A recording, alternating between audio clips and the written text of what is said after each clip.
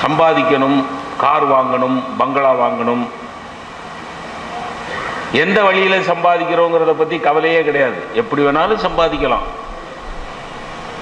பணம் வந்தா போதும் அப்படிங்கிற அக்கறையில தான் மனிதன் ஓடிக்கொண்டிருக்கிறான். ஆனா ஆன்ம விசாரம், ஆன்மீகம், நம்ம நாடு இருக்கிறதே, இந்திய நாடு மிகச்சிறந்த நாடு, பெருமையா சொல்லலாம். நிறைய குறைபாடுகள் இருக்கு, அது வேற விஷயம். உடம்புன்னு சொன்னா பயில்வானுக்கு கூட ரத்த கொதிப்பு வர்றதுக்கு வாய்ப்பு இருக்குல்ல. நல்லா பாடி பில்டு பண்ணி வச்சிருக்கவரு கூட பிளட் பிரஷர் இருக்கலாம், சுகர் இருக்கலாம். அது மாதிரி மகோன்னதமான நாடு இந்திய நாடு. அந்த நாட்டுக்குள்ளே சில குறைகள், ஏன் பல குறைகள், சில குறைகள் என்ன, பல குறைகள் இருக்கின்றன. ஆனாலும் பாரத நாடு பழம்பெரும் நாடு. பாரதி சொன்ன மாதிரி நீரதன் புதல்வர் இந்நினைவகற்றாதி, பூரண ஞானம் பொலிந்த நன்னாடு, மாரத வீரர் மலிந்த நன்னாடு. அதான் அஞ்சலி செலுத்தினீங்களே, அன்னைக்கே சொன்னான் பாரதி, மாரத வீரர் மலிந்த நன்னாடு. வீரர்கள், நான் அண்டை நாடாக இருக்கக்கூடிய பாகிஸ்தானுக்கு பணிவாக ஒரு செய்தி சொல்லுகிறேன். பாகிஸ்தான் என்ன முயற்சி பண்ணினாலும் நம்முடைய வீரர்களைத்தான் அவர்களால் மறைய வைக்க முடியுமே ஒழிய பாரதத்தின் வீரத்தில் கை வைக்க முடியாது. வீரர்களை நீங்கள் ஒழிக்கலாம், அழிக்கலாம், ஆனால் வீரம் என்றைக்கும் பாரதத்திலிருந்து போகாது. பாரதம் ஒரு ஆன்மீக பூமி என்பதற்கு அடையாளம் என்ன தெரியுமா நண்பர்களே? பாரதம் ஒரு ஆன்மீக பூமி, அன்பும் அறிவும் நிறைந்த பூமி என்பதற்கு அடையாளம் என்ன தெரியுமா? எந்த ஒரு நாட்டு மேலையும், இந்த நாடு சுதந்திரம் 1947 இருந்து இந்த நாடு சுதந்திரம் பெற்ற பிறகு இத்தனை ஆண்டு காலமாக வேறு ஒரு நாட்டின் மேலே அந்த நாட்டை பிடிப்பதற்காக மண்ணாசையின் காரணமாக போர் தொடுக்காத நாடு ஒன்று உலகத்தில் இருக்கிறது என்று சொன்னால் அது பாரத நாடு மட்டும்தான். மற்ற எல்லா நாடும் போர் தொடுத்திருக்கு. அடுத்த அண்டை நாட்டு மேல சமாதானம் பேசியிருக்கிறாங்க. ஏன் இன்னைக்கு வரைக்கும் அணு ஆயுத போர் மறுபடியும் வரல? ஏன் ஹிரோஷிமா நாகசாகில குண்டு வீசின மாதிரி ஏன் குண்டு வீசல? அப்படின்னா எல்லா நாட்டிலையும் குண்டு இருக்கு, அணுகுண்டு இருக்கு. ஆனா எல்லாரும் பயப்படுறான். ஏன்னா வாங்க ஐயா வாங்க, இந்த நாட்டு மேல அணுகுண்டு வீசினா அந்த நாட்டு மேல இவன் அணுகுண்டு வீசுவான். பல ஆண்டுகளுக்கு முன்னாடியே சர்வபள்ளி ராதாகிருஷ்ணன் சொன்னார், atomic war is a collective suicide. இது ஒரு அருமையான வாக்கியம். Atomic war is a collective suicide. அப்படின்னா என்னன்னா, அணு ஆயுத யுத்தம் என்பது இனிமேல் ஒரு ஒட்டுமொத்த தற்கொலை. அப்படின்னா என்ன பொருள்? என்ன, இன்றைக்கு ஒரு நாடு இன்னொரு நாட்டின் மேலே அணுகுண்டு வீசி ஜெயித்து விட்டது என்றால் தோற்ற நாடு அழிந்து போய்விடும். ஜெயித்த நாடு அழிந்திருக்காது. ஆனால் ஜெயித்த நாட்டிலும் 10 வருடங்களில் அழிவு தொடங்கும். ஏன்னா அந்த அணுகுண்டு வீசி அந்த கதிர்கள் இருக்கு இல்லையா, அந்த கதிர்கள் சுற்றுச்சூழ்நிலையில இருந்து அந்த நாட்டையும் அழித்துவிடும். ஆக அணுகுண்டு வீசிய நாடு உடனே வீசப்பட்ட நாடு உடனே அழிந்துவிடும், வீசிய நாடு கொஞ்ச நாளில் அழிந்துவிடும். It is a collective suicide அப்படின்னா. அதனால பயப்படுறான். ஆனா பாரத நாடு அணுகுண்டு வைத்திருக்கிறது, அறிவின் வெளிப்பாடு. ஆனால் மறந்து கூட இன்னொரு நாட்டின் மேலே தேவையில்லாமல் அந்த நாட்டை பிடிக்கிற ஆசையிலே அணுகுண்டை வீசாது என்பதற்கு இந்த நாட்டினுடைய ஆன்மீகம் காரணமாக இருக்கிறது. மற்ற நாட்டில் இல்லாத அளவுக்கு ஆன்மீக செழுமை இங்கே இருக்கிறது. இந்த நாட்டிலே நான் ரொம்ப ரொம்ப மனசு நெகிழ்ந்து வீரர்களுக்கு அஞ்சலி செலுத்தியதால் சொல்லுகிறேன். கார்கில் யுத்தம் பாரத நாட்டின் மேலே பாகிஸ்தான் தொடுக்கிறது. கார்கில்ல நம்ம தொடுக்கல, பாகிஸ்தான் தொடுக்கிறது. அந்த பாகிஸ்தான் தொடுத்த காலகட்டத்தில் பாகிஸ்தான்ல இருக்கக்கூடிய நூர் ஃபாத்திமா என்கிற ஒரு குழந்தைக்கு, பெண் குழந்தைக்கு இருதயத்தில் நோய் வருது. அந்த இருதய நோயை சரி பண்ற மருத்துவ அறிவு, அன்பும் அறிவும் தானே. இருதய நோயை சரி பண்ற மருத்துவ அறிவு பாகிஸ்தான்ல இல்ல. எங்க இருக்கு? இந்தியாவில் இருக்கு, பாரதத்தில் இருக்கு மருத்துவ அறிவு. அப்ப அந்த நூர் ஃபாத்திமா என்கிற அந்த குழந்தையுடைய தாயாரும் தகப்பனும் இந்திய நாட்டுக்கு விசா அப்ளை பண்றாங்க. நல்லா நினைவில் வச்சுக்கோங்க, அந்த குழந்தையுடைய நாடு நம்ம நாட்டு மேல போர் தொடுத்துருக்கு, போர் நடந்துகிட்டு இருக்கு, போர் நடந்துகிட்டு இருக்கு. அந்த நேரத்தில் எங்க குழந்தைக்கு மருத்துவம் பார்த்து கொடுங்கன்னு விசா அப்ளை பண்றாங்க. இந்திய நாட்டினுடைய ஆன்மீக செழுமைக்கு அடையாளம் அந்த குழந்தைக்கு இந்திய நாடு விசா கொடுக்கிறது, அந்த குழந்தை இங்க வர்றது. ரொம்ப பெரிய சந்தோஷம் என்ன தெரியுமா? வந்த குழந்தை இஸ்லாமிய குழந்தை, அட்மிட் பண்ணப்பட்ட ஆஸ்பத்திரிக்கு பேர் என்ன தெரியுமா? நாராயண ஹிருதயாலயா. நாராயணன் பேரு, இந்து. அந்த குழந்தைக்கு இருதயத்தில் அறுவை சிகிச்சை செய்த மருத்துவர் யார் தெரியுமா? டாக்டர் செரியன், கிறிஸ்துவர். இஸ்லாமிய குழந்தைக்கு ஒரு கிறிஸ்துவ மருத்துவர் ஒரு இந்து ஆஸ்பத்திரியில் வச்சு மருத்துவம் பார்க்கிறார். வேற எந்த நாட்டிலும் இவ்வளவு எளிதாக இது சாத்தியப்படாது.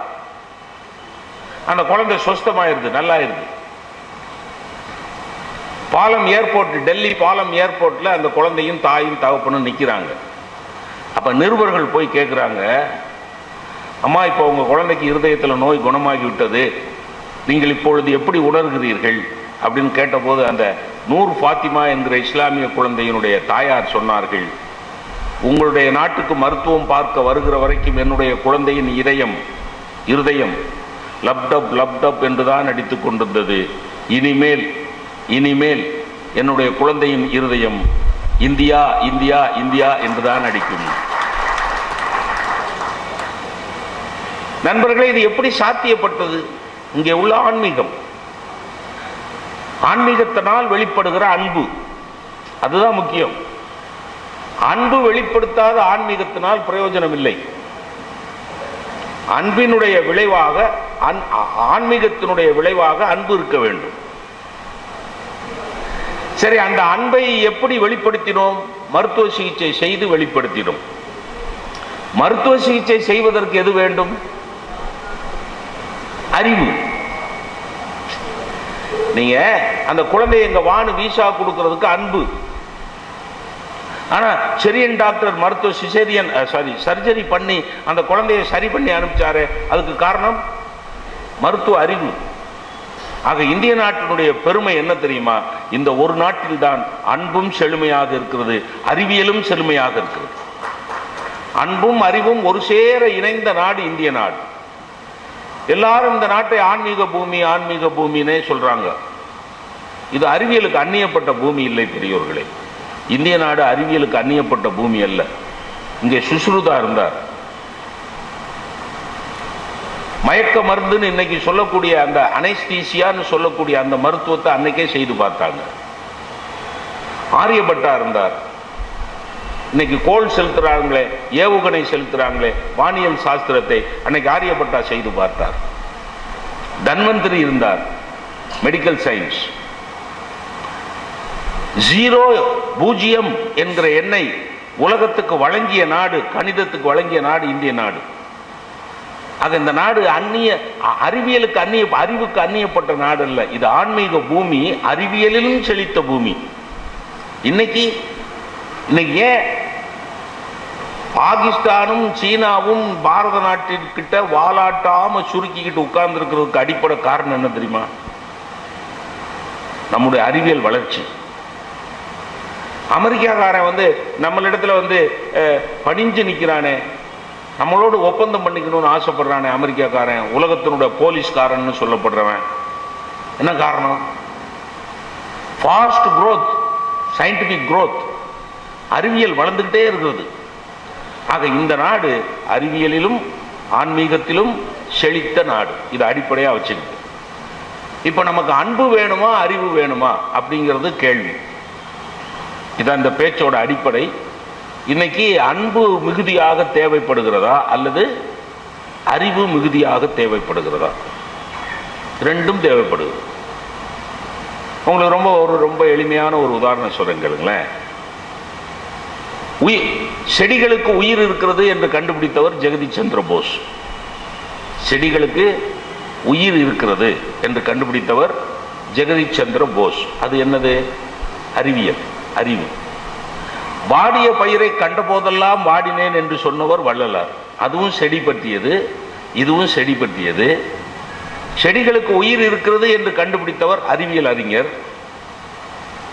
வாடிய பயிரை கண்ட போதெல்லாம் வாடினேன் என்று சொன்னவர் அன்பர், ஆன்மீகவாதி. இப்ப எனக்கல்ல, நமக்கு ஜெகதீஷ் சந்திர போஸும் வேண்டும், வள்ளலாரும் வேண்டும். இல்லை இது வேணுமா அது வேணுமா, அன்பு வேணுமா அறிவு வேணுமா அப்படிங்கிறது கேள்வியே கிடையாது. வேணா இப்படி வேணா வச்சுக்கலாம், ரெண்டுல இன்னைக்கு எது அதிகமா தேவைப்படுது அப்படி வேணா வச்சுக்கலாம்.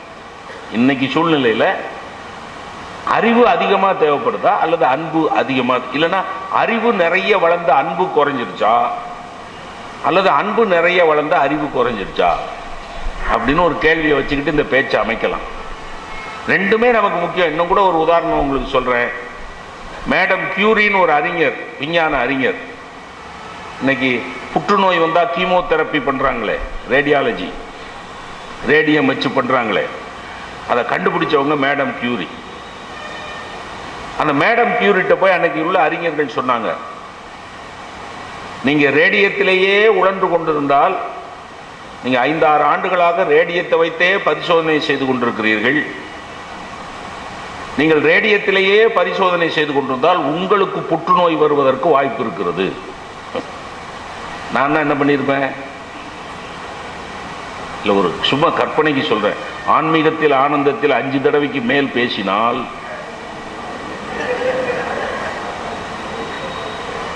உனக்கு புற்றுநோய் வரும் அப்படின்னு யாராவது சொல்லிட்டா 6வது தடவை வருவேங்கிறீங்க. ஒரு மனிதன் 1 லட்சம் ரூபா கொடுக்குறையா வச்சுக்க, புற்றுநோய் வருங்கிறாங்க. நான் அப்படிதான். ஆனா அல்பாத்மா, நான் யாரு? அல்பாத்மா. ஆனா மேடம் கியூரி என்ன சொன்னாங்க தெரியுமா? உலகத்தில் எதிர்காலத்தில் வரக்கூடிய புற்றுநோய் சிகிச்சைக்கு நான் கண்டுபிடிக்கிற கண்டுபிடிப்பு உதவியாக இருக்கும் என்று சொன்னால், அந்த கண்டுபிடிப்பை கண்டுபிடிக்கிற முயற்சியில் நான் ஒருத்தி சாவதில் எனக்கு ஆட்சேபனை இல்லைன்னு சொன்னாங்க.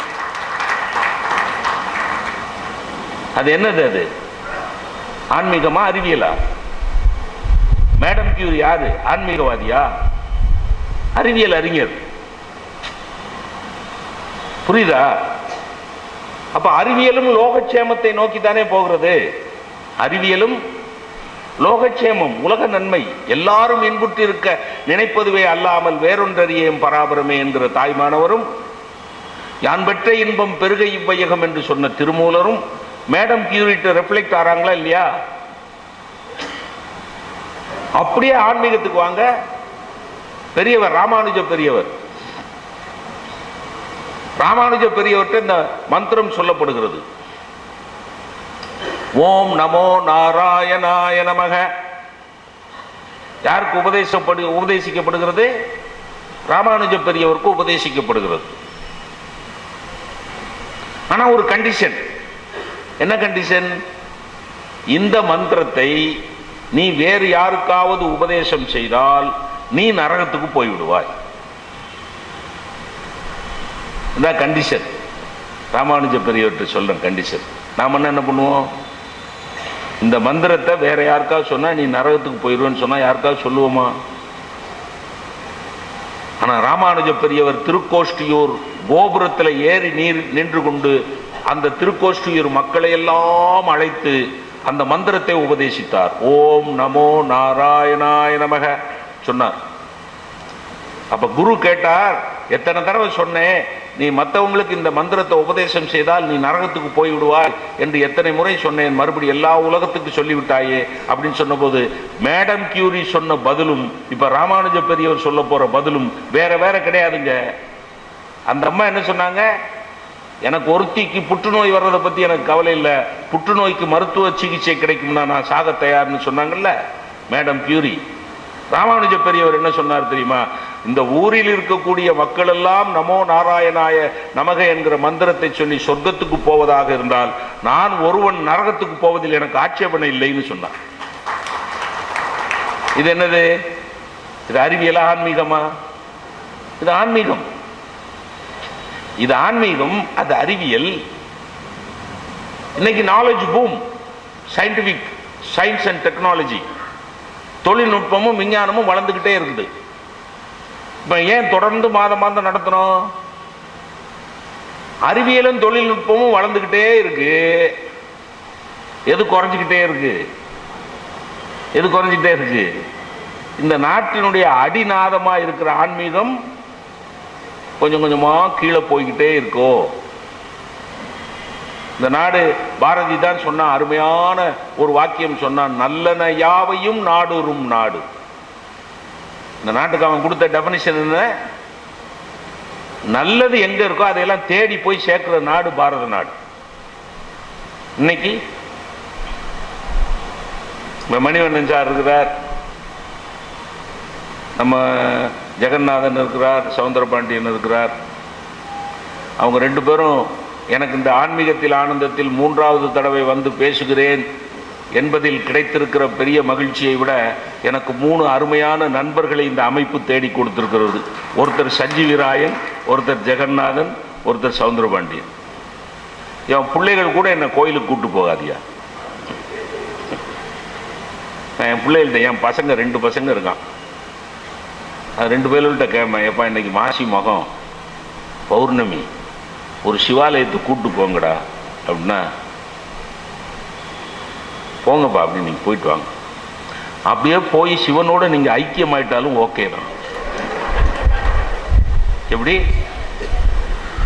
நீங்கள் அப்படியே போய் நீங்கள் அப்படியே சிவலிங்கத்தோட ஐக்கியமாயிட்டாலும் ஓகே தான். ஆனால் கோயிலுக்கு போகிறதுக்கு முன்னாடி உங்கள் பென்ஷன் எனக்கு வரும்னு எழுதி வச்சுட்டு போயிருங்க. அந்த பிள்ளைங்க 2 பேரும், சவுந்தரபாண்டியனும் ஜெகநாதனும், நேற்று ராத்திரி ஒரு 9 மணிக்கு அந்த ட்ரெயின் மங்களூர் எக்ஸ்பிரஸ் மொரப்பூரில் வந்து நின்னதுலேருந்து இப்போ வரைக்கும் கூடவே இருந்து. இதுதான் ஆன்மீகம். ஆன்மீகம்னா நீங்கள் கண்ணை மூடிக்கிட்டு புருவ மத்தியில் கொண்டு போய் குண்டலினி சக்தியை ஏற்றி கண்ணை ஏற சொருகி மனுஷனை எல்லாம் வெறுத்து கல்யாணமான பிறகு குடும்பத்தை விட்டுட்டு ஓடி எதுக்குடா கல்யாணம் பண்ண? நீங்க ஒரு அடிப்படை கேள்வி. உனக்கு ஞானம் வேண்டும் என்பதற்காக சித்தார்த்தன் ஓடி, தனக்கு ஞானம் வேண்டும் என்பதற்காக சித்தார்த்தன் ஓடி போய் விடுகிறான் என்றால் யசோதாராவுக்கு யார் பொறுப்பு? இதெல்லாம் யோசிக்கணும் சார். சும்மா புத்தர் புத்தர் புத்தர் திருமணம் பண்ணாம இருக்கணும். திருமணம் பண்ண ஆன்மீகம் என்ன தெரியுமா? கல்யாணம் பண்ணிக்கிட்டு வந்த பொண்ணு கண்ணுல ஒரு சொட்டு கண்ணீர் வராம பார்த்துக்கிட்டனா அதுதான் ஆன்மீகம். கல்யாணம் பண்ணிட்டு கண்ணு குடிச்சிட்டு வந்து, சாராயம் குடிச்சிட்டு வந்து பெஞ்சாதியை போட்டு அடிக்கிறதுக்கு அதுக்கு பேர அறிவே இல்லை. கூடவே இருக்கிறோம். இன்னைக்கு காலையில் 2 கோயிலுக்கு கூப்பிட்டு போனாங்க. அது மணிவண்ணன் சார் இருக்கும். மணிவண்ணன் சார் இருக்கிறாரு, அவங்க அந்த கோவில், அந்த வர மகாலட்சுமி வர வாசுதேவர் கோயிலுக்கு கும்பாபிஷேகம் அவ்வளோ முயற்சி பண்ணியிருக்கிறாங்க சார். சார் பணம் எல்லார்ட்டையும் இருக்கு சார், பணம் எல்லார்ட்டையும் இருக்கு. ஏன்ட்டையே வெளியில் யார்ட்டையும் சொல்லாதீங்க, 28 லட்சத்துக்கு எஃப்டி இருக்கு. ஏன்ட்ட ஒரு சல்லி காசுக்கு பிரயோஜனப்படாத என் கையில் 28 லட்சம் ரூபாய்க்கு எஃப்டி இருக்கு. அப்புறம் சொந்தமாக ஒரு வீடு இருக்கு, ஒரு கார் இருக்கு, ஒரு 2 வீலர் இருக்கு, ஒரே ஒரு பஞ்சாதி, 2 பயிலுவோம். எனக்கு என்ன சார் குறைச்சல்? ஆனால் அப்படி ஒரு கோயில் கைங்கரியம் செய்கிற வாய்ப்பு எனக்கு கடவுள் கொடுக்கலையே. சொல்ல புரியுதுங்களா? எல்லாருக்கும் எல்லா வாய்ப்பும் கிடைக்காது சார். ஒரு கோயிலுக்கு கும்பாபிஷேகம் செஞ்சு வைக்கிற அந்த கைங்கரியத்தை செய்கிற பாக்கியத்தை ஒருத்தருக்கு தான் கொடுக்குறாரு. அவரோட சேர்ந்து பல பேர் துணை நிற்கிறாங்க. அவங்கெல்லாம் பாக்கியவான்கள். அவன் அருளாலே அவன் தாழ் வணங்கி. நீங்க கோயிலுக்கு போய் சாமி கும்பிடணும்னா கூட அந்த ஆண்டவனுடைய அருள் வேணும், இல்லைன்னா கோயிலுக்கு போக முடியாது. அவன் அருளாலே அவன் தாள் வணங்கி, அவன் தாள்னா பாதம், அவனுடைய இறைவனுடைய பாதத்தை வணங்க வேண்டும் என்றால் இறைவனுடைய அருள் இருக்க வேண்டும், இல்லைன்னா கிடைக்காது. அது அந்த வாசுதேவர் மணிவண்ணன் சாருக்கும் அவரோட குடும்பத்தாருக்கும் பூரணமாக கொடுத்துருக்கார். அவரோட துணை நின்றவர்களுக்கு அந்த பூரணமாக அந்த அருளை பொழிந்திருக்கிறார். அதனால நான் இந்த தனிப்பட்ட முறையிலே மணிவண்ணன் சாரும் அவரோட குடும்பத்தாரும் பல்லாண்டு காலம் செழிப்பாக வாழ வேண்டும், இன்னும் பல கோயில்களுக்கு அவர்கள் கைங்கரியம் பண்ணணும்னு நான் வாழ்த்துறேன். அப்புறம் அந்த மல்லிகார்ஜுன சுவாமி கோயிலுக்கு கூட்டு போனா அங்க ஒரு பெருமையை அந்த ஐயர் சொன்னார். செல்வ முத்துக்குமார சுவாமி பட்டர், அவர் என்ன 25 நிமிஷம் நிக்க வச்சுட்டார். ஆனா அவர் ஆர்வத்தின் காரணமாக தான் ஒரு 10 நிமிஷம் எனக்காக செலவழிக்கலாமான்னார். நான் 10 நிமிஷம் தானேன்னு ஒத்துக்கிட்டேன். ஆனா அவரு அடிக்கிறாரு, அந்த வரலாற்றை சொல்றாரு, இலக்கியம் சொல்றாரு, சிலப்பதிகாரம் சொல்றாரு. அவர் நிறைய படிச்சிருக்காரு சார், அவர் நிறைய படிச்சிருக்கிறார். செல்வ முத்துக்குமார சுவாமி பட்டர் அவர் பேரு. மல்லிகார்ஜுன தாடி பெருசா தாடி வச்சுக்கிறார். இங்க என்ன பெருமை தெரியுமான்னு ஆரம்பிச்சார். என்ன பெருமை? ஆன்மீகம். இதுதான் ஆன்மீகம். இப்பதான் 100 வருஷம் 150 வருஷமா பெண்களுக்கு சமத்துவம் வேணும், பெண்களுக்கு விடுதலை வேணும்னு நம்ம எல்லாம் போராடிக்கிட்டு இருக்கிறோம். பல 100 ஆண்டுகளுக்கு முன்னாடியே, பல்லாயிரம் ஆண்டுகளுக்கு முன்னாடியே எங்க தர்மபுரியில மல்லிகார்ஜுன சுவாமி கோயில்ல அம்பாளுக்கு உயரமான பீடத்தை கொடுத்துட்டு இறைவன் கீழே உட்கார்ந்துருக்காரு. பாத்தீங்களா? 18 படி அம்பாளுக்கு போட்டு ஏறி போனாதான் அம்பாளை பார்க்க முடியும். கல்யாண காமாட்சி, அம்பாளோட பேர் என்ன? கல்யாண காமாட்சி. அம்பாள் உயரத்தில் இருக்கு, சிவபெருமான் கீழே இருக்கிறார். அதுல இன்னொரு பெருமை என்னன்னா 18 படி. இந்த 18ங்கிறதுக்கு ஒரு பெரிய பெருமை இருக்கு.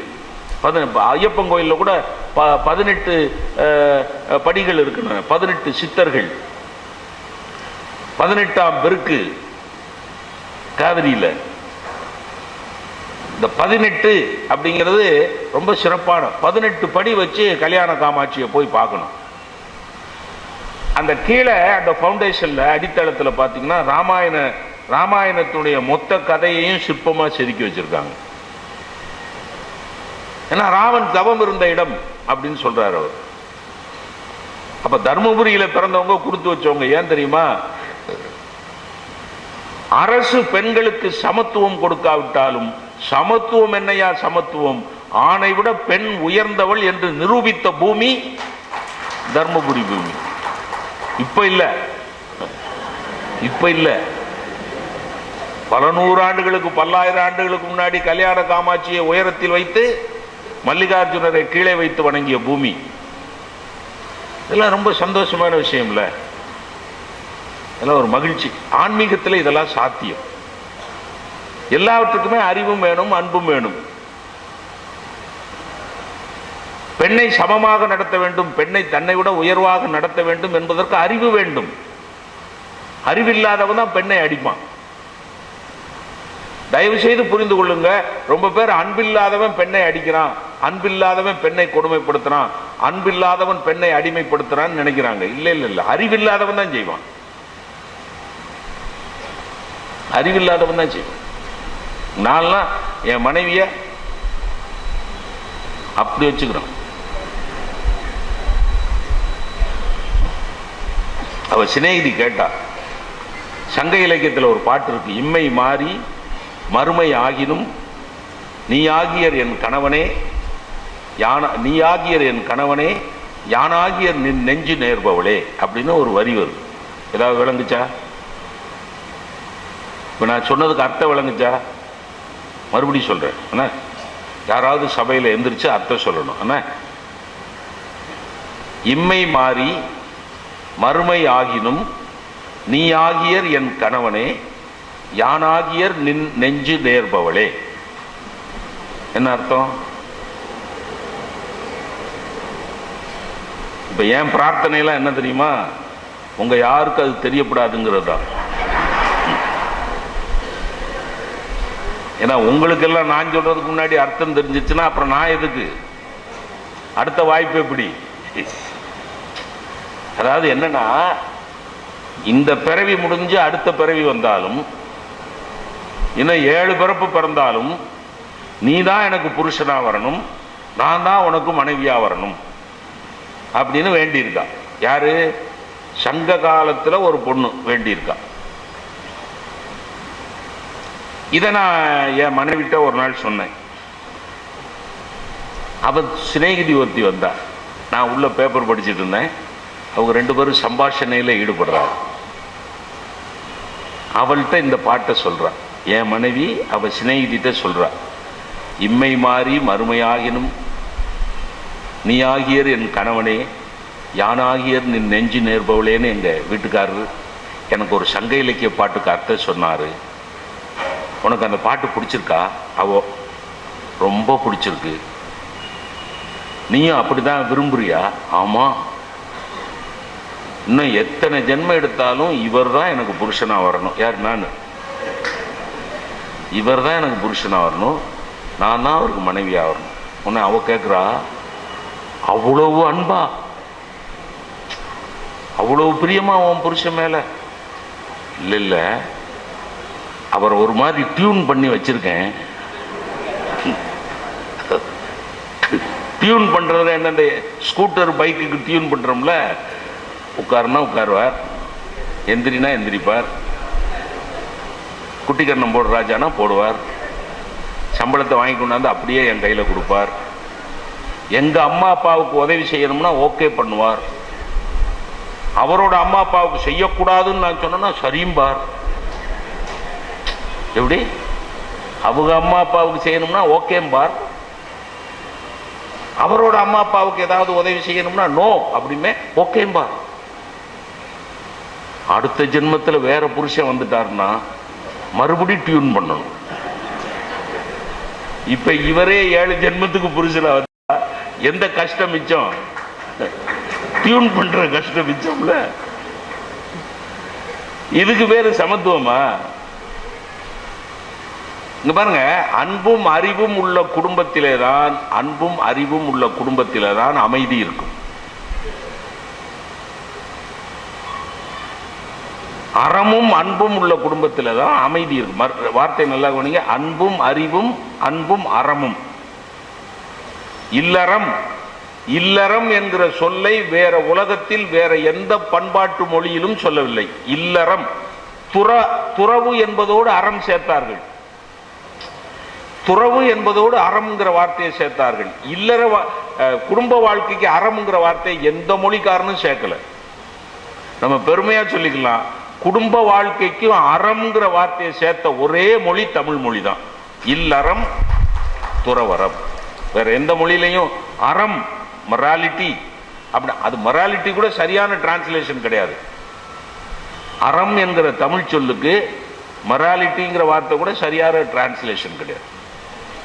இப்ப என்ன கொடுமை நம்ம நாட்டில் வந்து, இப்ப என்ன கொடுமைன்னா, திருவள்ளுவர் அன்புடைமைன்னு ஒரு அதிகாரம் எழுதினார், அறிவுடைமைன்னு ஒரு அதிகாரம் எழுதினார். 10 திருக்குறள் எழுதியிருக்கிறார். ஈக்குவல் ஸ்டேட்டஸ் தான் கொடுத்துக்கிறார். அன்புக்கும் அறிவுக்கும் ஈக்குவல் ஸ்டேட்டஸ் தான் கொடுத்துக்கிறார். இந்த அன்பையும் அறிவையும் போதிக்க வேண்டிய இடம் எது? முதல்ல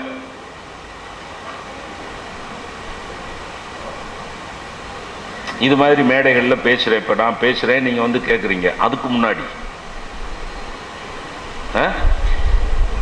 பள்ளிக்கூடம், கல்விக்கூடம்,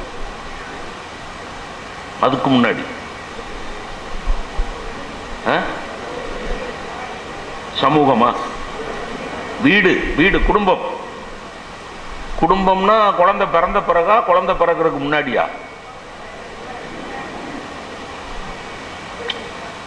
சார், ஒரு குழந்தைக்கு அன்பையும் அறிவையும் போதிக்கணும் சார், குழந்தை பிறந்த பிறகா, பிறகுறதுக்கு முன்னாடியா?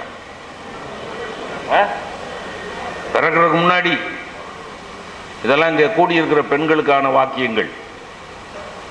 குழந்தை உண்டாகிறீங்கல்ல, ஜனிக்கிறதுல, குழந்தை ஜனிக்கிறதுல, அந்த குழந்தை ஜனித்த காலத்திலிருந்து என் குழந்தை அன்புள்ள குழந்தையா, அறிவுள்ள குழந்தையா, நல்ல நாட்டினுடைய பிரஜையா, இந்த நாட்டுக்கு தியாகம் பண்ற குழந்தையா, ஏழைகளுக்கு உதவி செய்யற குழந்தையா, நல்ல சொற்பொழிவுகளை கேட்கிற குழந்தையா, நல்ல புத்தகங்களை வாசிக்கிற குழந்தையா என் குழந்தை பிறக்கணும் பிறக்கணும் பிறக்கணும் அப்படி பிரார்த்தனை, நோன்பு இருந்துகிட்டே இருக்கணும். இப்ப நல்ல புருஷன் வரணுங்கிறதுக்காக நோன்பு இருக்கிறீங்கல்ல, இருக்கிறீங்க, எல்லாத்துக்கும் தலையாட்டுறது. நல்ல புருஷன் வரணுங்கிறதுக்காக நோன்பு இருக்கிறீங்களா இல்லையா? அப்படின்னா ஆண்டாள் நாச்சியார் அப்படித்தானே இருந்தா. திருவம்பாவை நோன்புங்கிறது அதுதானே. நல்ல கணவன் வரணுங்கிறதுக்கு நோன்பு இருந்த மாதிரி அந்த குழந்தை பிறக்கிற குழந்தை நல்லா இருக்கணும் நல்லா இருக்கணும் நல்லா இருக்கணும், அன்புள்ள குழந்தையா அறிவுள்ள குழந்தையா, அன்பும் அறிவும் உள்ள குழந்தையா பிறந்துக்கிட்டே பிறக்கணும் அப்படின்னு பிறந்துக்கிட்டே இருக்கணும்னு வேண்டிடக்கூடாது. பெரிய சிக்கலாயிரும். உங்களுக்கு ஒரு புராணத்திலேருந்து ஒரு உதாரணம் சொல்லட்டா. இரண்யகசிப்பு ஆட்சி செய்த நாட்டில் ஓம் நமோ நாராயணாய நமகங்கிற மந்திரத்தை சொல்லக்கூடாதுன்ட்டார். அப்ப என்ன சொல்லணும்னா ஓம் நமோ இரண்யாய நமக அப்படிதான் சொல்லணும்ட்டார் ஆர்டர். அதுக்கு பதிலாக ஓம் நமோ நாராயணாய நமகங்கிற மந்திரத்தை சொன்னா கழுத்து எடுத்துருவேன்ட்டார். அந்த ஊர்ல இருக்கிற எல்லாரும் அந்த அந்த இரணியனுடைய பேரை தான் சொல்றாங்க, ஓம் நமோ இரண்யாய நமகங்கிற. அந்த இரணியனுக்கு பிரகலாதன் ஒரு குழந்தை பிறகுது. அந்த பிரகலாதன்கிற குழந்தைய கொண்டு போய் பள்ளிக்கூடத்தில் சேர்க்கிறாங்க. பள்ளிக்கூடத்தில் இருக்கிற வாத்தியார் எங்களை மாதிரி ஒரு வாத்தியார், இப்போ பிரைவேட் மேனேஜ்மெண்ட்ல வேலை பார்க்குற வாத்தியார் மேனேஜ்மெண்ட் சொல்றதுக்கு எதிராக ஏதாவது செய்ய முடியுமா? செய்ய முடியாது, செய்யக்கூடாது. அப்ப அவர் எல்லா பிள்ளைகளுக்கு பாடம் ஆரம்பிக்கிறதுக்கு முன்னாடி ஓம் நமோ இரண்யாய நமகங்கிறார். 15 குழந்தைகள் இருக்கிற இடத்துல 14 குழந்தைகள் ஓம் நமோ இரண்யாய நமகங்குது. ஒரே ஒரு சத்தம் மட்டும் அதுக்கு மத்தியில ஓம் நமோ நாராயணாய நமக அப்படின்னு வருது. வாத்தியாருக்கு வேர்க்குது. ஏன்னா யார் தலை போயிடும்? வாத்தியார் ஆசிரியர் தலை போயிடும். யாரதுன்னார். பிரகலாதன் இரண்யனுடைய பிள்ளை எந்திரிச்சு, நான் தான் சுவாமி சொன்னேன், தம்பி உங்க அப்பா பேரை தான் சொல்லணும், உங்க அப்பா பேரை தான் மந்திரமா உச்சரிக்கணும். இந்த ஓம் நமோ நாராயண துஷ்ட துஷ்ட துஷ்ட நாமங்களை உச்சரிக்கப்படாது. எது துஷ்ட நாமம்? நாராயணாய நமகங்கிறது துஷ்ட நாமம், சொல்லக்கூடாது. அவன் இந்த உயிரே போனாலும் நான் இதுதான் சொல்லுவேன். இப்ப கேள்வி என்ன தெரியுமா? எல்லாரும் அச்சத்தின் வயப்பட்டு ஓம் நமோ இரண்யாய நமக என்று சொல்லிக் கொண்டிருந்த ஒரு நாட்டில் ஒரு சின்ன குழந்தை மட்டும் ஓம் நமோ நாராயணாய நமக என்று உச்சரிக்கிற தைரியத்தை எப்படி பெற்றது? அதுக்கு என்ன அடிப்படை? புராணத்தில் எழுதுகிறார்கள், பிரகலாதனுடைய தாயார் அந்த குழந்தை ஜனித்த காலத்திலே இருந்து நாரத முனிவரை தினமும் வரவழைத்து ஓம் நமோ நாராயணாய நமக ஓம் நமோ நாராயணாய நமக என்கிற மந்திரத்தை உச்சரித்து உச்சரித்து கருவறைக்குள்ள பிள்ளைக்கு உருவேற்றினார்கள். ஒன்று ஞாபகம் வச்சுங்க, ஒரு காலகட்டத்துக்கு பிறகு நீங்கள் சிந்திக்கிற சிந்தனை எல்லாம் உங்களுடைய கருப்பையில் இருக்கிற குழந்தைகளுக்கு போகும். நீங்கள் வாசிக்கிற புத்தகத்தின் கருத்துகள் எல்லாம் குழந்தைக்கு போகும். நம்ம என்ன நினைக்கிறோம்? பிறந்த பிறகுதான் இன்ஸ்ட்ரக்ஷன் கொடுத்தா போதும்னு நினைக்கிறோம். கிடையாது. குழந்தை கருவறையிலே இருக்கிற காலத்தில் இருந்து என்ன பண்ணிக்கிட்டே இருக்கணும்? பிரார்த்தனை பண்ணிக்கிட்டே இருக்கணும், நல்ல மந்திரங்களை சொல்லிக்கிட்டே இருக்கணும், கொன்றை வேந்தன் சொல்லணும், ஆத்திச்சூடி சொல்லணும், திருக்குறள் சொல்லணும். சீரியல் பார்க்கப்படாது. இந்த டிவி சீரியல்ல உட்கார்ந்துட்டா சார், நீங்க நம்ப மாட்டீங்க சார், ஒரு மாமியாருக்கு விஷம் கொடுக்கறதுக்கு ஒரு மருமக 7 மாதமா கலக்குறா சார். எனக்கு தெரிய ஒரு சீரியல்ல கலக்குறா கலக்குறா கலக்குறா கலக்குறா, தொடரும் தொடரும்ங்கிறான். ஒரு வாரத்தில் பார்த்தா ஸ்பூனை உள்ள போடுறா, தொடரும். அடுத்த வாரத்தில் பார்த்தா 5 சுத்து சுத்துறா, தொடரும். அடுத்த வாரத்தில் பார்த்தா ஸ்பூனை எடுத்து வெளியே வைக்கிறா, தொடரும். அடுத்த வாரத்தில் பார்த்தீங்கன்னா அந்த டம்ளரை தூக்குறா, தொடரும். அடுத்த வாரத்தில் பார்த்தா டம்ளரை எடுத்துக்கிட்டு 5 ஸ்டெப்பு வைக்கிறா. தொடரும். ஒரு 10-20 வாரம் கழிச்சு மாமியா கிட்ட போயிட்டா. எல்லாரும் பெண்கள் ஆண்கள்லாம் இன்னைக்கு கொடுத்துருவா பாருங்க எப்படி கலாச்சாரத்தை மாத்திட்டாங்கிறா. ஒரு காலத்துல சினிமா படத்துல கதாநாயகியை போட்டு இழுத்துக்கிட்டு நம்பியார் போனார்னா எம்ஜிஆர் வருவார், குதிரையிலையோ ஆலமரத்து விழுத பிடிச்சிக்கிட்டோ வருவார். அவர் வர்றதுக்கு கொஞ்சம் லேட் ஆயிடுச்சுன்னா ஐயோ எப்போ வருவார் எம்ஜிஆர், எப்போ வருவார். அதாவது ஒரு ஜீவன் வருத்தப்படுறத பார்த்து துடிச்ச இதயங்கள் உள்ள நாடு இது. சினிமால கூட நம்பியார் சண்டாள பாவி அந்த பிள்ளைய என்ன பாடுபடுத்துறான். எம்ஜிஆர் எலெக்ஷனுக்கு ஓட்டு கேட்டு போன போது ஒரு கிழவி சொன்னாலும் அவர் கிராமத்துல, ஐயா ராசா மௌராசா தங்க மாதிரி இருக்கியடா அப்பா, தங்க மாதிரி இருக்கிய, இவ்வளவு நல்ல குணம், ஏழை எளியவங்களுக்கெல்லாம் உதவி பண்றியப்பா, ஆனா உனக்கு நான் பாட்டி ஒன்று சொல்றப்பா, இந்த நம்பியார் பயல்கிட்ட கவனமா இரு. யாரு நம்பி, அதாவது உண்மைன்னு நினைக்கிறா சார். அதாவது நம்பியார் எம்ஜிஆர் அடிக்கிற நம்பியாரு உண்மைன்னு நினைக்கிறார். ஒரு ஜீவனுக்கு வருத்தம்னா துடிச்ச பூமி இது. ஒரு மனிதன் சாக கிடக்கிறான் என்றால் என்ன உதவி செய்யலாம் என்று ஓடி போய் உதவி செய்த பூமி இது. இப்போ மாமியாரே மருமகள்கிட்ட கேட்கிறா, ஏமா கொடுத்துருவாள்ல இன்னைக்கு, கொடுத்துருவா. அப்புறம் அவ கை கால் வெட்டிக்கிட்டு இருக்கிறது 10 வாரம்.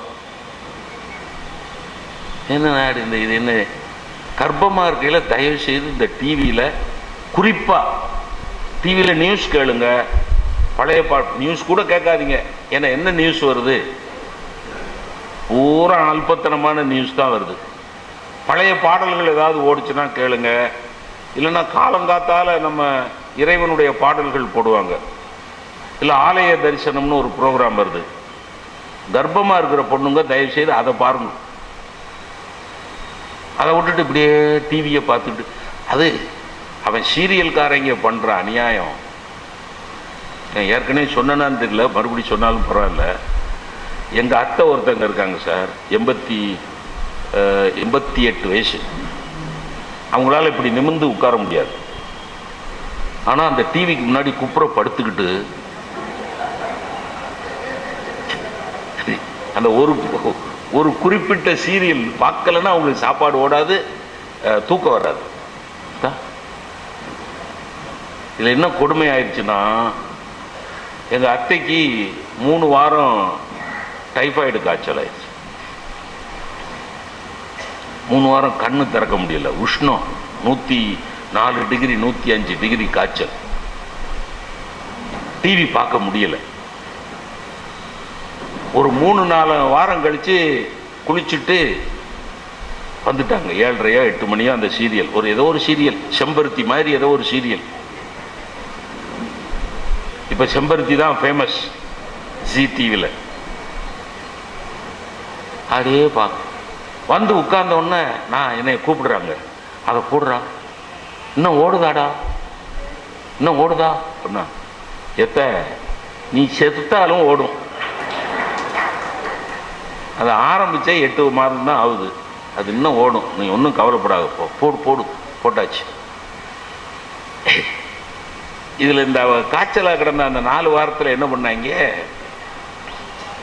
இந்த கதாநாயகன் இருக்கான்ல, அந்த பொண்ணு கதாநாயகிக்கு புருஷனா நடிச்சவன், அவனை மாத்திட்டாங்க.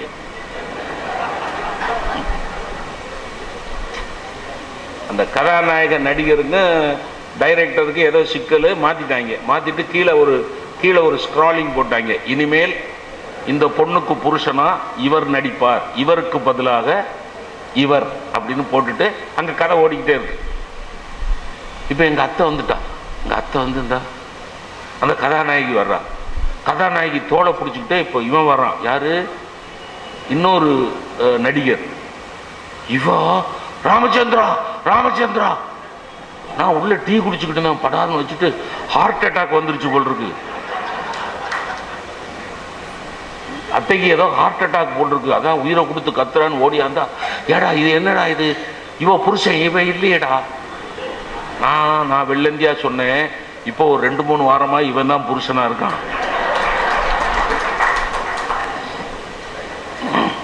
இப்போ 2-3 வாரமா இவன் தான் புருஷனா இருக்கான உடனே, ஐயோ அவ அழுக புருஷனை இல்லாமடா மாத்துவாங்க.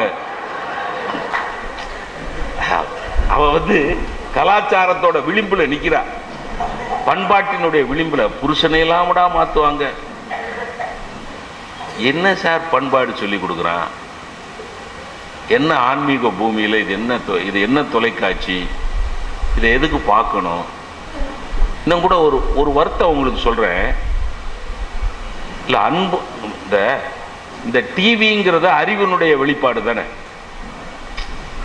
டிவிங்கிறது விஞ்ஞானத்தினுடைய கண்டுபிடிப்பு தானே சார், அறிவியலோட கண்டுபிடிப்பு தானே. அப்ப அந்த அறிவியலுடைய கண்டுபிடிப்பா இருக்கக்கூடிய அந்த டிவியை வச்சு அன்பையும் ஆன்மீகத்தையும் வளர்க்கணும். வளர்க்கலாமா இல்லையா? ஆனா செய்யறாங்களா? அதான் கேள்வி.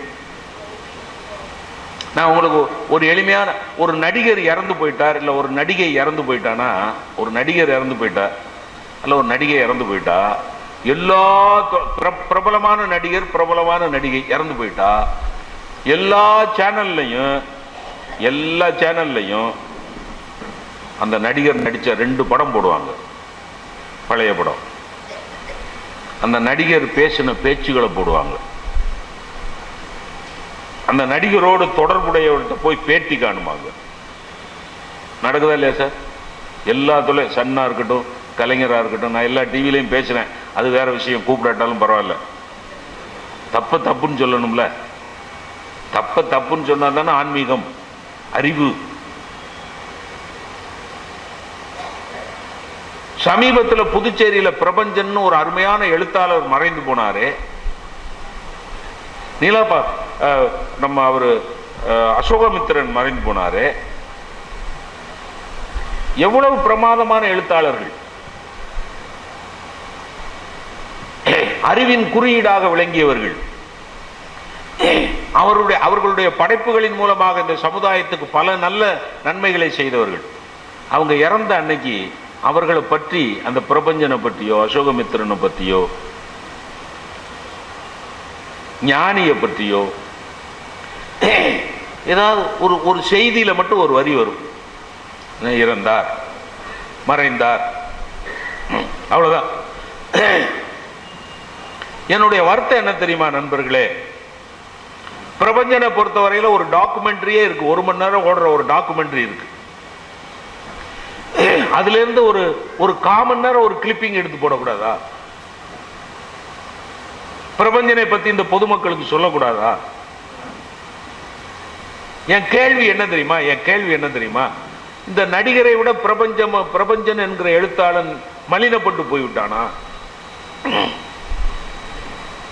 நான் பிரபஞ்சன் என்கிற ஒரு எழுத்தாளனுக்காக பேசவில்லை. ஒரு மிகச்சிறந்த நாதஸ்வர கலைஞர் மறைந்து விட்டால், ஒரு மிகச்சிறந்த சாக்ஸபோன் கலைஞர் மறைந்து விட்டால், சினிமா சம்பந்தப்பட்டவர்கள் மறைந்தால் தான் காட்சிப்படுத்துகிறார். நான் சொல்ற உண்மையா இல்லையாங்க? சினிமா சம்பந்தப்பட்டவர்களா இருந்தாதான் அன்னைக்கு பூரா அந்த செய்தி போடுறாங்க. இது வேணும், கொஞ்சம் குடிச்சுக்கிறேன், என்ன அதை ஒரு ஊர்ல கெடுத்துட்டான். ராமச்சந்திரன் தண்ணி அடிச்சுட்டு பேசுறான் அப்படின்ட்டான்.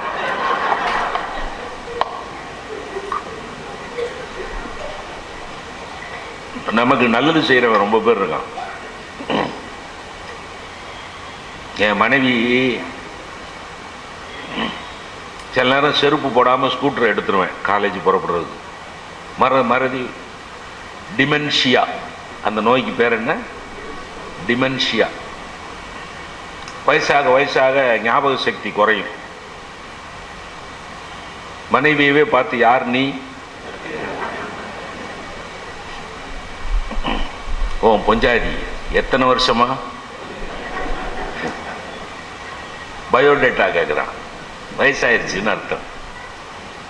செருப்பு போடாம வந்துட்டு ஸ்கூட்டர் எடுத்தேன்னா உடனே செருப்பை தூக்கிட்டு ஓடி வருவா. பத்தினி. இதை என் பக்கத்து வீட்டுக்காரன் என் மேல காழ்ப்பு பொறாமை உள்ள ஒருத்தன் சிவகாசி ஊர் பூரா எப்படி பரப்பிட்டான் தெரியுமா? ராமச்சந்திரன் காலேஜுக்கு கிளம்பணும்னா அவன் பொஞ்சாதி செருப்பு எடுக்கணும்ட்டான். என்ன அர்த்தம் வருது தெரியுமா? பஞ்சாதி செருப்பு எடுத்தான்னா இவன் காலேஜுக்கு போவான் அப்படின்னா என்ன பொருள்? ஊர்ல என்ன நினைப்பான் என்னைய பத்தி? இதை விடுங்க. அப்ப பிரபஞ்சன் என்கிற எழுத்தாளருக்கு கொடுக்காத மரியாதையை சினிமா நடிகர்களுக்கு நடிகைகளுக்கு கொடுக்கிறார்கள், அரசியல்வாதிகளுக்கு கொடுக்கிறார்கள். அரசியலும் சினிமாவும் தான் இன்னைக்கு ஆத்மா. அரசியலும் அரசியல் என்ன நடக்குது?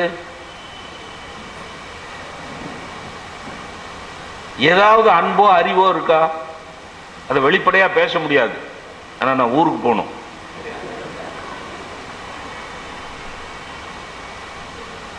அரசியல் என்பது அறிவுடையோனாறு அரசும் செல்லும். அதான் புறநானூறு. அறிவுடையோனாறு அரசும் செல்லும். ஒரு அரசாங்கம் யாரை நம்பி நடத்தப்படணும்? அறிவுள்ளவர்களை நம்பி நடத்தப்படணும். அறிவுடையோன் ஆறு, ஆறுனா வழியாக, அறிவுடையவனுடைய வழியிலே அரசாங்கம் போக வேண்டும். இதான் சொல்லப்பட்டது. இன்னைக்கு அறிவுள்ளவர்கள் IAS IPS officers, IAS officers சொல்றத அமைச்சர்கள் கேட்கிறார்களா அல்லது அமைச்சர்கள் சொல்லுகிறபடி ஐஏஎஸ் ஆபீசர்கள் ஆடுகிறார்களா?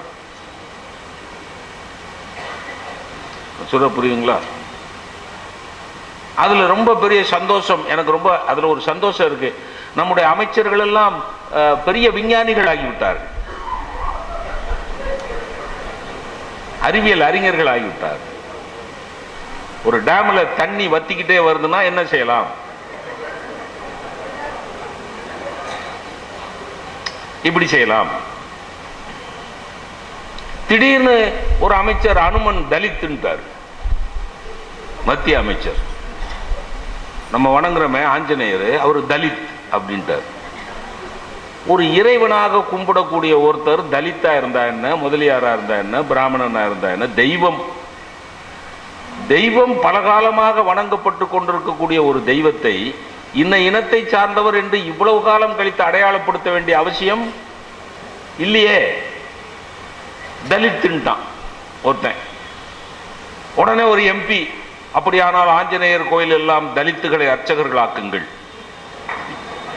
எங்க இருந்து எங்க போறான் பாருங்க. ஏன்னா தலித்து சாமிக்கு தலித்து தான் அர்ச்சனை பண்ணணும், இப்படி ஒரு வியாக்கியானம். அப்ப எல்லா கோயிலையும் பிராமணர்களை அர்ச்சனை பண்ணுகிறார்கள். எல்லா சாமியும் பிராமணர்களா? ஏதாவது அறிவு இருக்கா? ஏதாவது ஒரு ஆன்மீக செழுமை இருக்கா? இதெல்லாம் அரசியல்ல நடக்கிற குழப்பங்கள்.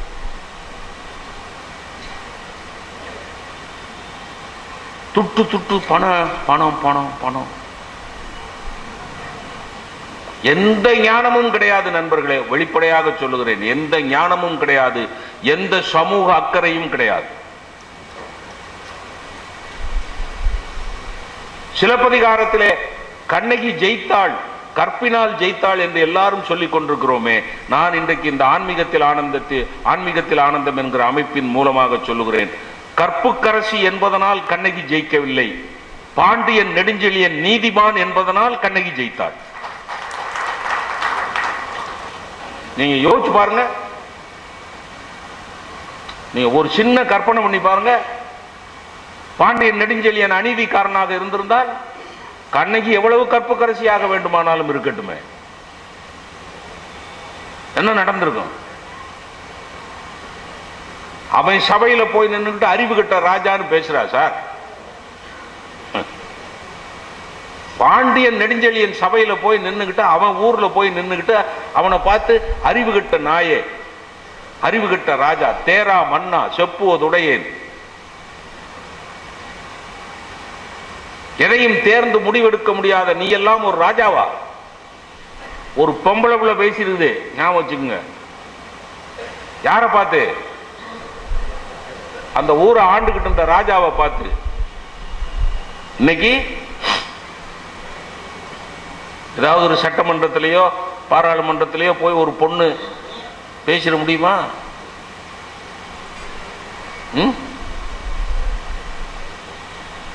எந்த முடிவும் சரியாக எடுக்க தெரியாத முதலமைச்சர் அவர்களே, குண்டர் சட்டத்தில் தூக்கிடுவான். சொல்ல புரியுதுங்களா? இன்னைக்கு நான் ஒரு சின்ன கற்பனை பண்ணி பார்க்குறேன். கண்ணகி கதை இன்னைக்கு நடந்திருந்தா என்ன பண்ணியிருப்பான் தெரியுமா? கண்ணகி கமிஷன் ஒன்று போடுவான்.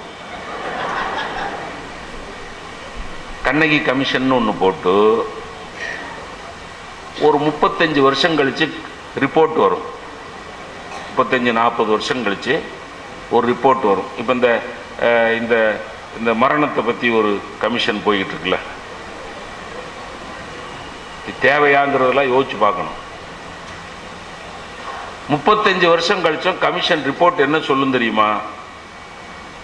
கண்ணகிக்கு கால் கிடையாது.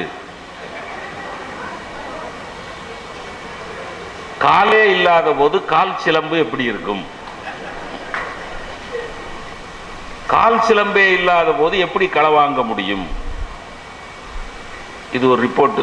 அப்ப கண்ணகியும் இருக்க மாட்டா, கோவலனும் இருக்க மாட்டான், நெடுஞ்செழியனும் இருக்க மாட்டான்.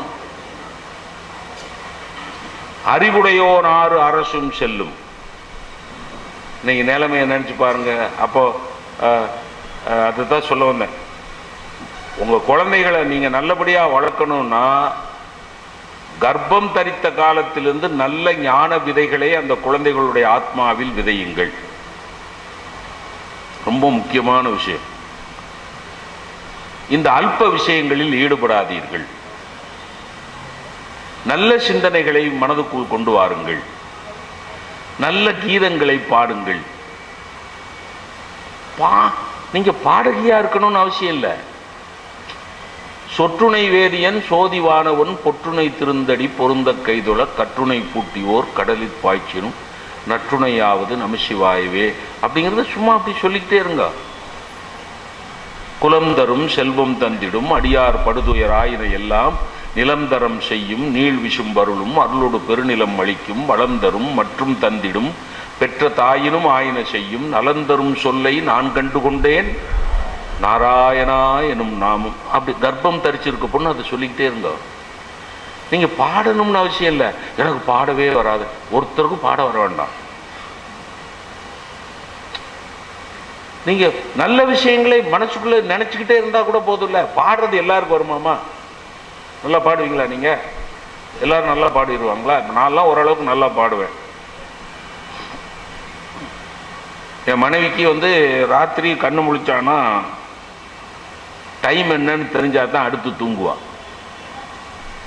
ராத்திரி இப்போ ஒரு 2:30 மணிக்கு கண்ணு முழிச்சான்னு வைங்களேன், பாத்ரூம் போறதுக்கு என்னை உசுப்பி தூங்கினு என்னை உசுப்பி ஏங்க மணி என்னங்க அப்படின்பா.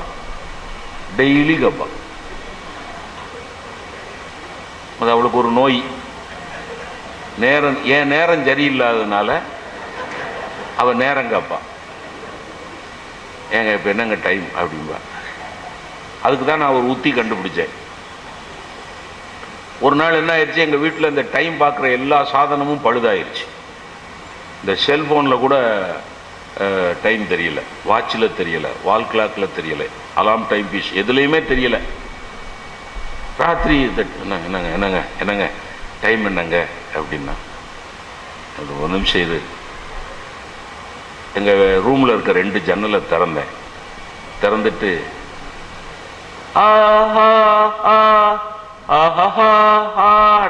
அந்த வீட்டுக்காரன் கதவை திறந்தான். கதவை திறந்து ராத்திரி 3:45 மணிக்கு என்னடா சத்தம்னா,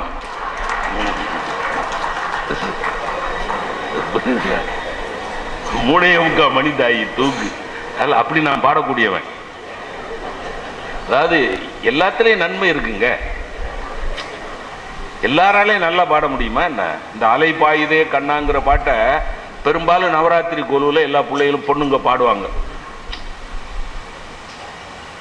அதுவும் குறிப்பா பொண்ணுங்களுக்கு பெண்களுக்கு ஒரு சின்ன ஒரு எப்படி அந்த வார்த்தையை சொன்னா வருத்தப்படுவீங்க. இருந்தாலும் ஒரு பெண் மேல ஒரு பெண்ணுக்கு இருக்கிற பொறாமை இருக்க, ஐயா அவளுக்கு பாட தெரியாதுன்னு இவளுக்கு தெரியும். அவன் நவராத்திரிக்கு கொலுவுக்கு வந்தோன்னா வா சரோஜா ஒரு பாட்டு பாடேன், அவளுக்கு பாட தெரியாதுன்னு இவளுக்கு தெரியும். தெரிஞ்சுக்கிட்டே கூட்டத்தில் கோத்து விடுவான். எனக்கு பாட வராது, சும்மா பாடு.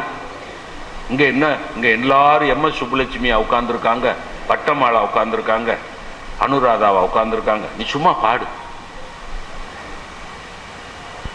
அவளை பாட சொல்லியாச்சுல, அவளுக்கு பாட தெரியாதுன்னு தெரிஞ்சு பாட சொல்லியாச்சுல, அப்ப அவளுக்கு தெரிஞ்ச அளவு தானே பாடுவா. அவ அலைப்பாயுதே கண்ணா, இந்த அளவுக்கு கூட அவ சுத்தமா பாடல.